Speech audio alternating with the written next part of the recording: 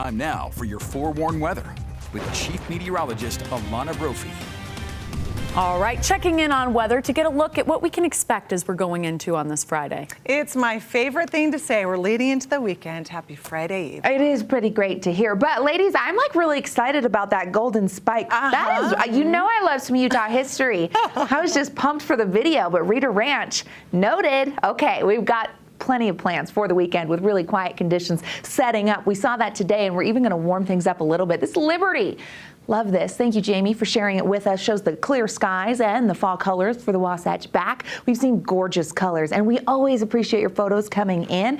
Dana caught this one in Park City, his day off, but he still kept us in mind, which we appreciate. Rachel, thank you so much for sharing your Bloods Lake photos. Absolutely stunning. You love to see the sunshine with the fall colors and those clear conditions, and you're going to get to see those for the next several days in some of those popular spots, places like Logan and Provo Canyon peaking, and we've got a warming trend. It's gradual, but we're loving it. Winds have decreased tonight. Clear skies out there, dropping into the upper 50s from our Colonial Flag Tower camera, that live view from the ABC4 studios. It's a pretty night, and it's going to get pretty chilly as we head into the overnight. But today, we were close to average, 68 in Salt Lake. Usually we top out at 71 this time of year. So the warming trend continues, taking a few degrees back each day. 60s for the rest of the Wasatch Front, mid-70s in Moab, which was a beautiful day. 70s in Castle Country, Cedar City, over in Delta, down towards Lake Powell, and we hit the low 80s. 83 in St. George. Their average this time of year is 84. So still below average, but that's not going to last for long with this high pressure taking over. Hourly forecast shows how we get through the overnight, and we're going to see those 50s setting up. Okay, today's Thursday, so we look at our drought monitor, and this tells us a lot because in the last week we have seen increases on the drought monitor in certain portions of the state.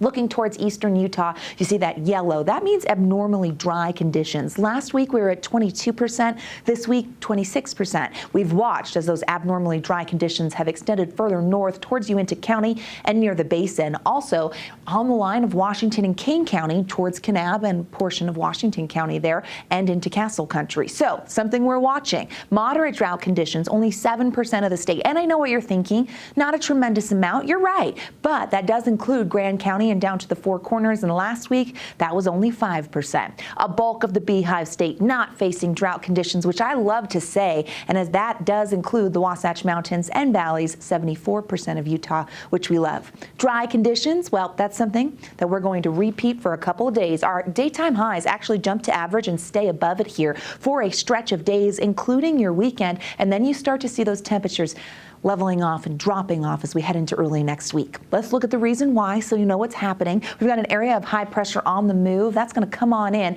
and that's going to be the dominant weather feature for Utah and the West. It acts as a storm block. High pressure brings subsidence, so sinking air.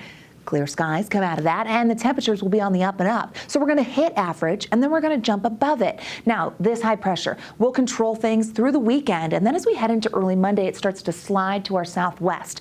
As it moves and that dome becomes displaced, we allow for more moisture to stream in from the west, more zonal flow there, and that's going to increase cloud cover on the western side of the state by Monday afternoon. So the clouds are going to be around, and because of that, Tuesday, oh yeah, the model wants to bring in the slight chance of some moisture associated with a low pressure system that will bring a cold front. Now, the amount of precipitation, we're still pretty far away, several days.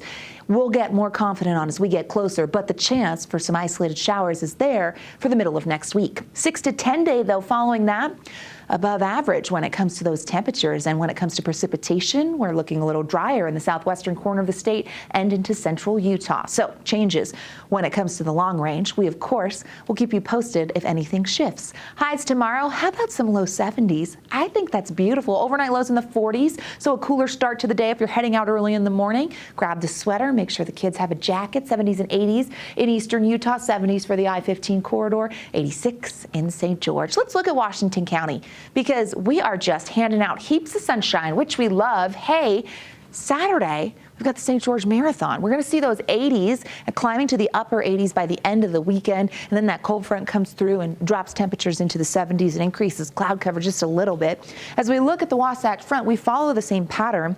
I love autumn sun. I hope you do too, because I repeat it until the middle of next week when the cold front drops us to the 60s, brings in some clouds and maybe a little rain. But until then, Look at that perfect stretch. I love the know, it's so 70s good. for a weekend. I too? think I know someone who's gonna golf. Those look like my golf scores. Not. More like the 80s and 90s.